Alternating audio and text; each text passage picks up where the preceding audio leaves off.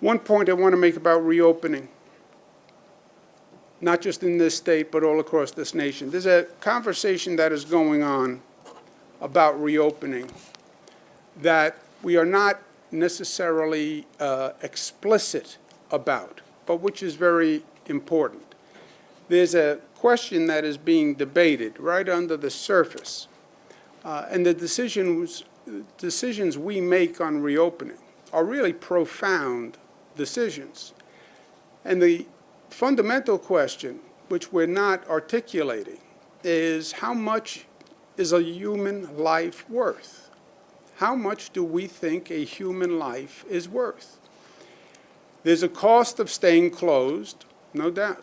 Economic cost, personal cost. There's also a cost of reopening quickly. Either option has a cost. You stay closed, there's a cost. You reopen quickly, and there's a cost.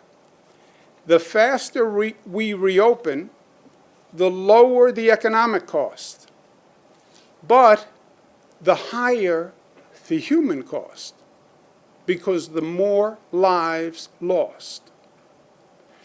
That, my friends, is the decision we are really making. What is that balance? What is that trade-off?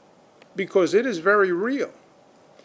If you now look at the projection models of how many lives will be lost, you'll notice they changed recently. Why did they change? And they went up dramatically. Why? Because now they're factoring in the reopening plans and the reopening schedules that states are announcing. The federal government's estimate, FEMA, has increased from 25,000 to 200,000 the number of daily cases by June. Think about that increase. The IHME, which is a foundation model supported by Gates, which is the preferred model by the White House, when they were projecting deaths by August 4th, they projected in early April 60,000 deaths. They projected mid-April 60,300 deaths, actually a little lower. Their new projection is 134,000 deaths. How did it go from 60,000 deaths to 134,000 deaths? This is the model which the White House relies on. When the director of the Institute was asked why those revisions happened, the director said rising mobility in most U.S. states, as well as the easing of social distancing measures expected in 31 states by May 11th, indicating that growing contacts among people will promote transmission of the coronavirus.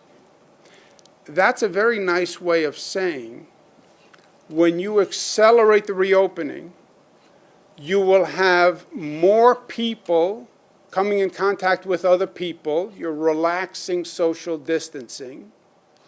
The more people in contact with other people, the higher the infection rate of the spread of the virus. The more people who get infected, the more people die. We know that.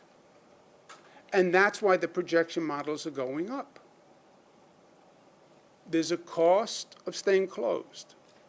There's also a cost of reopening quickly. That is the hard truth that we are all dealing with. And let's be honest about it. And let's be open about it.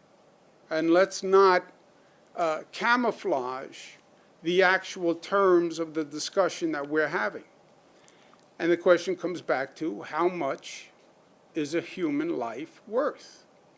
You see that projection model go from 25 to 200,000 cases from FEMA.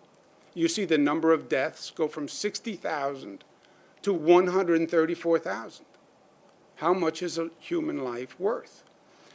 That's the real discussion that no one is admitting openly or freely, but we should. To me, I say cost of a human life is priceless, period. Our reopening plan doesn't have a trade-off.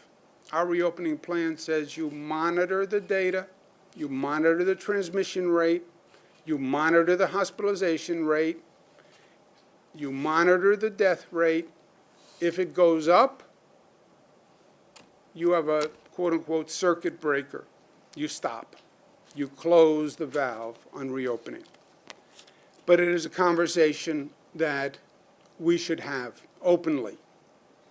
Hard conversation, painful conversation, controversial conversation, yes, all of the above. But it's also the right conversation.